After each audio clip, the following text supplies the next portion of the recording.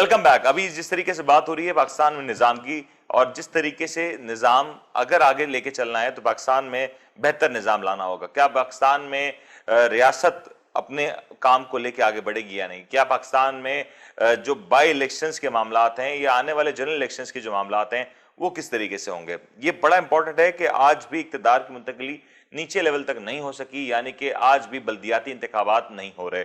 Again मेरे लिहाज से ये बड़ा इंपॉर्टेंट है कि आने वाले इलेक्शंस में क्या ताहिरुल कादरी साहब हमें फाल नजर आएंगे या नहीं? क्या पाकिस्तान अवामी तहरीक फाल नजर आएगी या नहीं? इलियास साहब जरा मुझे इस पे टेक दे दें कि क्या आप लोग अगले इलेक्शंस में जा रहे हैं, अगले इलेक्शंस के हवाले से कोई लाए अमल तैयार कर रहे हैं, क्योंकि वक्त अब 2 साल ही रह गए। देखें, पाकिस्तान अवामी तहरीक एक सियासी जमात है और सियासी जमात के लिए इलेक्शन उसकी रूह है। और हम जो बल्दियाती इलेक्शन है, जैसे राव कामरान साहब ने बताया कि हमारे बल्दियाती इलेक्शन के लिए तैयारियां मुकम्मल हैं इंशाल्लाह, लेकिन सर और हम तो बल्दियाती इलेक्शन में ज़रूर हिस्सा लेंगे। रही बात जनरल इलेक्शन की, तो पाकिस्तान अवामी तहरीक का शुरू से एक मौक़िफ़ है, डॉक्टर ताहिरुल कादरी साहब की एक फ़िक्र, एक नज़रिया है कि जब तक इस मुल्क का इंतखाबी निज़ाम तब्दील नहीं होगा, उसमें इलेक्शन में आप इलेक्शन क्यों नहीं लड़ रहे? इसलिए कि आपके पास 150 गाड़ियाँ नहीं हैं, उसके लिए फ्यूल नहीं है, लाखों करोड़ों रुपए नहीं हैं जो आप लगा सकें और फिर लोगों को इतने खाने खिला सकें, बड़े बड़े जलसे कर सकें। ना आपके पास कोई इतने बैंक बैलेंस है, ना ATM मशीनें आपके पास कि आप सब कुछ करते फिरें। और यही वजह है कि एक आम शख्स, एक टीचर जो है, एक डॉक्टर जो है, एक पढ़ा लिखा नौजवान जो है, वो इलेक्शन में हिस्सा नहीं ले पा रहा कि उसके पास फ़ीस जमा करवाने के लिए नहीं है। और यहाँ जो इलेक्शन है वो एक तो इलेक्टेबल्स इलेक्शन चल रहे हैं। जब इमरान खान साहब का जो नज़रिया था तब्दीली का और डॉक्टर ताहिरुल कादरी साहब का जो नज़रिया था तब्दीली का, और जो हमने धरने दिए हमने तब्दीली के लिए दिए, जिस वक्त इमरान खान साहब ने कहा कि हमारी मजबूरी है कि हम ऐसे लोगों को लें जो इलेक्शन को विन कर लें, तो उस वक्त डॉक्टर साहब ने ये इमरान खान से कहा था कि अब तक आप जो लोगों को रोडों पर लेकर आए थे तो वो क्यों लोगों को ख्वार किया गया था इसमें लाने के लिए? अगर आपकी यही तरजीहात थी, और आज इमरान खान साहब की नाकामी की सबसे बड़ी वजह ही भी यही है कि जो इसके साथ लोग दूसरी जमातों के करप्ट लोग आकर यहाँ बैठे हैं, तो वो उनके लिए नाकामी की सबसे बड़ी वजह है। अगर इन लोगों ने मुल्क को तरक्की देनी होती, दूसरी जमातों में ये तरक्की नहीं दिलवा सकते थे, अपने जो उस वक्त मुंतखब हुक्मरान थे उनको नहीं कह सकते थे। जो इमरान खान साहब के साथ यही बुनियादी वजह है कि दूसरी कई सियासी जमातें अपने लोगों को भेजती भी हैं वहाँ पर जाकर इनको नाकाम करना है। पाकिस्तान अवामी तहरीक इंशाल्लाह अगर इस मुल्क के अंदर इस्तिलाहात हो जाती हैं तो इंशाल्लाह जनरल इलेक्शन में हम ज़रूर हिस्सा लेंगे। और किस किस्म की इस्तिलाहात चाहते हैं आप लोग? क्या चाहते हैं कि क्या निज़ाम आए? क्या असल में जब भी इस्तिलाहात की आप लोग बात करते हैं क्लैरिटी नहीं आ पा रही, लोग अभी भी गैर यकीनी के शिकार हैं कि आप लोग किस तरह का निज़ाम चाहते हैं? देखें, हाँ प्लीज़ प्लीज़ मैं अर्ज़ करना चाहूँगा, माज़रत ख़ाऊं, कि एक तो जो आप इंतखाबी इस्लाहात की बात कर रहे हैं, आपने देखा होगा कि अभी पिछले दिनों भी है कि इस इंतखाबी इस्लाहात के लिए, नहीं, इंतखाबी इस्लाहात की मैं बात कर रहा हूँ कि इस इंतखाबी इस्लाहात के लिए कमेटी बनी और उसकी तजावीज़, और इमरान खान साहब ने कहा जी तमाम लोग जमा हों और बैठें और बात करें। तो अभी जो पिछले दिनों इंतखाबी इस्लाहात की बात हुई है, ये जो मौजूदा हमारी सियासी पॉलिटिकल पार्टीज़ हैं, इनके नज़दीक इंतखाबी इस्लाहात से मुराद कुछ इस तरह की चीज़ें हैं कि पोलिंग बूथ के अंदर कौन बैठेगा और बाहर कौन बैठेगा, और पुलिस कितनी दूर होगी या अंदर होगी, और कौन सा फार्म किस वक्त दिया जाएगा। आपने जो सवाल किया है इंतखाबी इस्लाहात के हवाले से, उसमें मुनीर मेमन साहब ये बात बिल्कुल क्लियर है जो इलियास मुग़ल साहब ने भी पहले बताई। हम जिस इंतखाबी इस्लाहात की बात करते हैं उससे मुराद ये है कि इस इंतखाबी इस्लाहात के ज़रिए से जब आप इलेक्शन लड़ते हैं तो उसके लिए आपके पास पैसा होना ज़रूरी है, फाइनेंसर होना ज़रूरी है। इस इंतखाबी इस्लाहात के ज़रिए से लोग मजबूत होते हैं, पार्टीज़ मजबूत नहीं होती।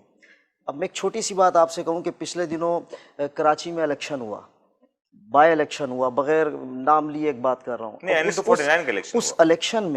उस इलेक्शन में थोड़ा सा सोचिए कि एक कौमी असम्बली के मेंबर ने वहाँ से रिज़ाइन किया और वो चले गए सेनेट में। ठीक, जिस वक्त वो रिज़ाइन कर रहे थे वहाँ से और सेनेट में जा रहे थे, उस हलके के भी पॉलिटिकल वर्कर को और ख़ुद इनको भी पता था कि अब ये नशिस्त हमारे पास नहीं आएगी, लेकिन क्योंकि लास्ट टाइम भी जो मार्जिन था बड़ा नैरो था, कम मार्जिन था, और उसके बाद 3 साल की 500 वोट्स का 3 साल की फिर कारकर्दगी भी हमारे साथ थी। लेकिन फैसल वावड़ा साहब क्यों गए? आखिर ऐसी क्या मजबूरी थी? ये चीज़ें होती हैं कि जब शख्सियात मजबूत होती हैं तो फिर पार्टीज़ को ऐसे फैसले करने पड़ते हैं जो उनके लिए मुनासिब नहीं होते। आपने जो बात की, मैं एक छोटी सी बात आपके सामने रखना चाहूँगा कि हम जो बात करते हैं मुतनासिब तरीक़ा इंतखाब की या मुतनासिब नुमाइंदगी की, वो जमात को मजबूत करता है, वो शख्सियात को मजबूत नहीं करता। उसमें जमात के पास ये इख्तियार होता है कि वो किन लोगों को टिकट दे असम्बली में जाने के लिए। यहाँ पर तो जमात के पास इख्तियार नहीं है। मुझे पता है कि एक इलेक्शन में 5 करोड़ रुपए खर्च होने हैं, तो मैं मुनीर मेहबन साहब को ही टिकट दूंगा, क्योंकि मुझे पता है इनके पास 5 करोड़ रुपया है। कसम खा लें, मेरे पास 5 करोड़ रुपए नहीं है। और इलियास मुगल साहब को मैं टिकट इसलिए नहीं दूंगा। ऑन स्क्रीन बात को वाजे कर दूं, मेरे पास 5 करोड़ रुपए नहीं है। ऐसा ना हो कि FIA वाले मेरे पास आ जाए, निकलेगा कुछ भी नहीं। ठीक, तो सर मैं तो आपको दे भी नहीं सकता ना, मैं आप पार्टी हमारे मेंबर भी नहीं है, तो मैं आपको टिकट क्यों दूंगा? मैं तो एक मिसाल दे रहा हूँ। हाँ नहीं, मिसाल में आपने 5 करोड़ रुपए दिए, मैं खुश हो गया था। इलियास मुगल साहब जितने भी वफादार हैं, पार्टी के साथ डेडिकेटेड हैं, लेकिन मैं इनको टिकट इसलिए नहीं दूंगा क्योंकि इनके पास पैसा नहीं है। तो ये है वो मजबूरी जिसकी वजह से जो पॉलिटिकल पार्टीज़ हैं वो सरमायादारों के हाथों बिक जाती हैं, और फिर जब वो लोग आते हैं तो फिर वही कुछ होता है जो यहाँ पर चीनी केस में और आटा केस में और गंदुम केस में आपको नजर आ रहा है कि जो लोग आपके इर्द गिर्द खड़े होते हैं, जो पैसा लगाते हैं, जो फाइनेंस करते पैसा हैं, लगाते हैं, पैसा बनाते भी फिर आपको उसके मुताबिक चलना पड़ता है।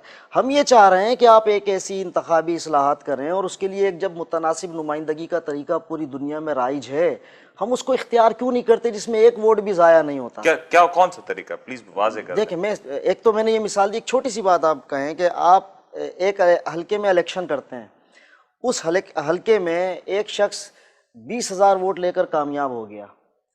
उस हलके में टोटल वोट जो कास्ट हुए थे वो 50,000 हुए थे। 20,000 वाला जीत गया और 30,000 जो दूसरे दीगर जमातों में गए थे वो वोट ज़ाया हो गए, वो वोट किसी काम के नहीं है। मुतनासिब नुमाइंदगी में कोई वोट ज़ाया नहीं होता। उसकी वजह क्या है कि सारे हलकों से काउंटिंग होती है, और काउंटिंग के बाद जिस जमात ने जितने वोट लिए होते हैं उतनी % उसको सीट्स अलॉट हो जाती हैं। कि अगर पाकिस्तान तहरीक इंसाफ ने 70% वोट पूरे पाकिस्तान से लिए तो 70% सीट्स इनकी हो गई, 30% उसके बाद, 20% उसके बाद। और फिर जमात के पास ये गुंजाइश होती है कि वो जितने भी जो डेडिकेटेड वर्कर हैं, जो पढ़े लिखे लोग हैं, जो टेक्नोक्रेट्स टाइप के लोग हैं, एक ऐसी असम्बली बन सके कि जिसके अंदर हर तरह की सलाहियत के लोग हों।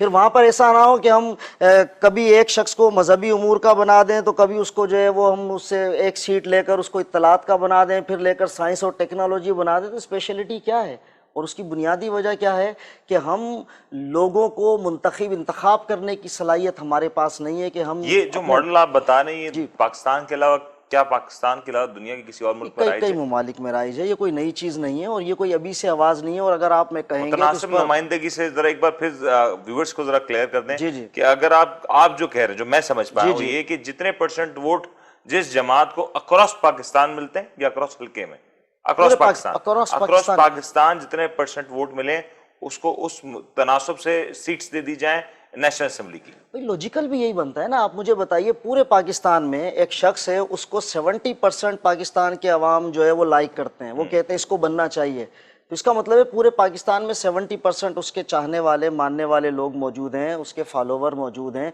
तो 70% सीट्स उसके पास जानी चाहिए। हमारे पास तो ऐसे ऐसे लतीफ़े भी मौजूद हैं। आप पिछला डेटा उठाइए। मैं फिर मैं पूछ, ये जो इलेक्शंस आप जो कह रहे हैं, ये पार्टी के सदर के नाम के वोट्स होंगे, पार्टी के नाम पे वोट्स होंगे, या अगेन इलेक्टेबल्स के नाम पे वोट होंगे? ये बिल्कुल आप सही कह रहे हैं। ये जो वोट पड़ेगा जनाब अली, ये पार्टी के निशान को पड़ेगा, पार्टी के सदर को नजरिए को पड़ेगा। कोई सदर, इसमें सिर्फ पार्टी का निशान है, पार्टी का निशान। सर लेकिन आज हमारे पाकिस्तान में जहां शेर की बात होती है तो वहां आज भी शहबाज शरीफ साहब या मरीम नवाज साहिबा की जिक्र नहीं होता, वहां आज भी नवाज शरीफ साहब का जिक्र होता है। आज जहां बल्ले की बात होती है वहां पे PTI पाकिस्तान तहरीक इंसाफ को वोट नहीं पड़ता, इमरान खान साहब को वोट पड़ता। और इसकी मिसाल हमने देखी गुज़िश्ता इलेक्शन में कि जहां खान साहब की पॉपुलैरिटी थी, वो शख्स इलेक्शन में कामयाब होकर आया जिसकी शायद इससे पहले कोई मौका भी नहीं दिखाई देता था। उसमें शायद मैं अपनी बात आपको समझाने में कामयाब नहीं हुआ। आप जो बात कर रहे हैं बिल्कुल ऐसा ही है। मैं सिर्फ इस एंगल से बात कर रहा हूँ कि जो स्टंप आपने लगानी है वो आपने बल्ले पर लगानी है, वो आपने इमरान खान पे नहीं लगानी। ये जो स्टंप लगानी है आपने, वो आपने मोटरसाइकिल पर लगानी है, वो किसी शख्स के ऊपर या उसके नाम पर नहीं लगानी। पूरे पाकिस्तान में जब वोट आप इस तरह कर लेंगे मुतनासिब नुमाइंदगी के तहत, तो उससे फिर होगा ये कि उस पूरे सारे वोटों की काउंटिंग के बाद उसके रेशो से फिर आप सीट्स अलॉट करेंगे और फिर क़यादत की जिम्मेदारी है।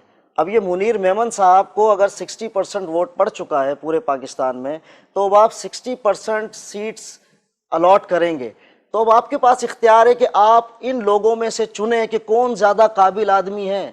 अब आपको किसी तरीन की या किसी और की ज़रूरत नहीं है कि इसको तो पैसा लगाना है तो इसको तो मुझे लाजमी ठीक है, आपका पॉइंट आ गया। इलियास साहब, मैं चाहूंगा कंक्लूडिंग रिमार्क्स दे दें, इससे पहले कामरान साहब मुझे इलेक्शंस में और सियासत में पूरी तरीके से घसीट लें।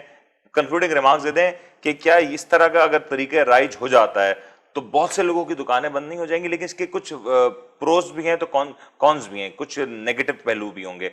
ये किस तरीके से स्क्रूटनाइज कर सकते हैं, या इसमें कोई आप लोग ने कोई तजावीज़ गवर्नमेंट को पेश की हो, रियासती इदारों को पेश की हो, पाकिस्तान के आला अदलिया को पेश की हो, क्या इस पर कोई काम हो रहा है? देखें, डॉक्टर तारुल कादरी ने तो पूरा एक फ़लसफ़ा इस कौम को दिया है। आप 23 दिसंबर, लेकिन सर किसी फोरम पे जाके इसको प्रेजेंट करना भी तो जरूरी है ना। इन द एंड ये चीजें टॉक शोज में, मीडिया के स्क्रीन पे बैठ के तो हल नहीं होनी।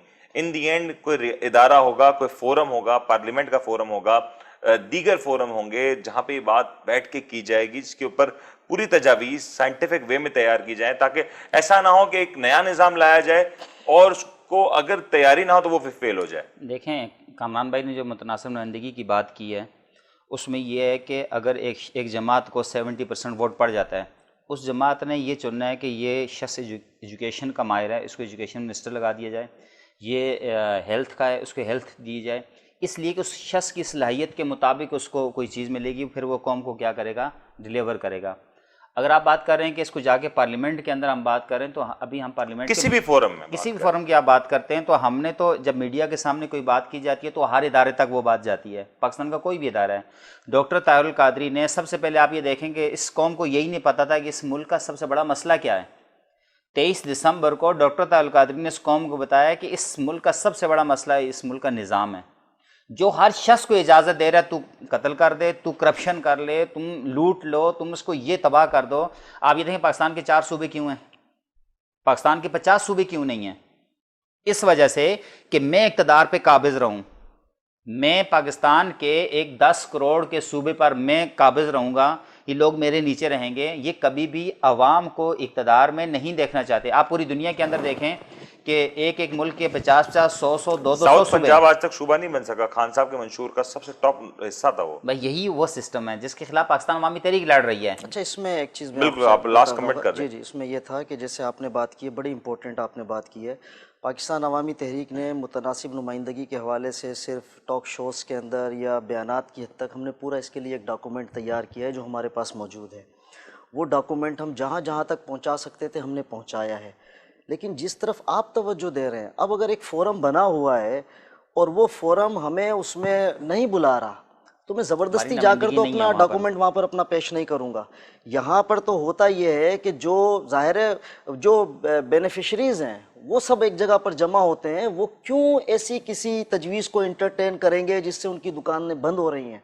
हम तो जो बात कर रहे हैं वो दस्तूरी और आइन के अंदर रहते हैं, उसके अंदर तब्दीली की जा सकती है। कामरान साहब, इलियास साहब, दोनों मेहमानों का बहुत बहुत शुक्रिया। पाकिस्तान अवामी तहरीक का मौक़िफ़ आज हमने आवाम तक पहुंचाया। ये मौक़िफ़ पहुंचाना इसलिए भी ज़रूरी था क्योंकि बहुत अरसे से लोग मुंतज़िर थे कि ताहिरुल कादरी साहब की जो जमात है पाकिस्तान अवामी तहरीक, वो आखिर इस वक्त कहाँ पे है और क्या कर रही है।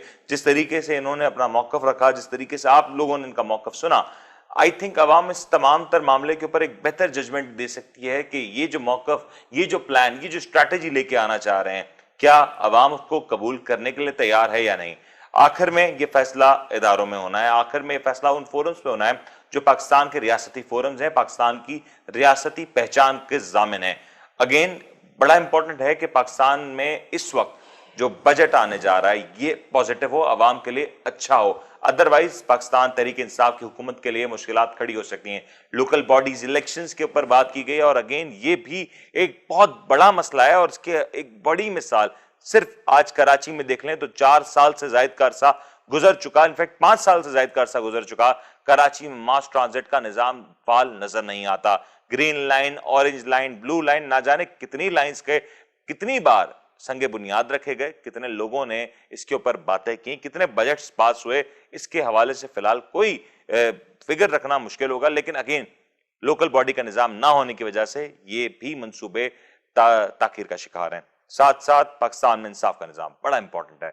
आज पाकिस्तान में ये बात बहुत अहम है कि जिस तरीके से पाकिस्तान दुनिया भर में इंसाफ का तकाजा करता है, तो सबसे पहले जरूरी है कि पाकिस्तान अपने अंदरूनी मामलात में अपने लोगों को, अपने उस गरीब मुतवस्सित तबके को इंसाफ की फराहमी यकीनी बनाए जो इसके लिए काफी अरसे से तगदो कर रहे हैं। बड़ा इंपॉर्टेंट होगा, गवर्नमेंट के लिए चैलेंजेस हैं और ये चैलेंजेस आखिर कहां तक गवर्नमेंट को लेके जाएंगे। आने वाले दिनों में क्या होने जा रहा है, इलेक्शंस आने वाले दिनों में किस तरीके से होंगे, बजट के असरात क्या होंगे, इसके ऊपर बड़ा कुछ होने जा रहा है। इस हवाले से आपके साथ हमारी नशरियात चलती रहेंगी। अपने होस्ट मुनीर को इजाजत दीजिए। अपना बहुत बहुत ख्याल रखिएगा। अल्लाह हाफिज।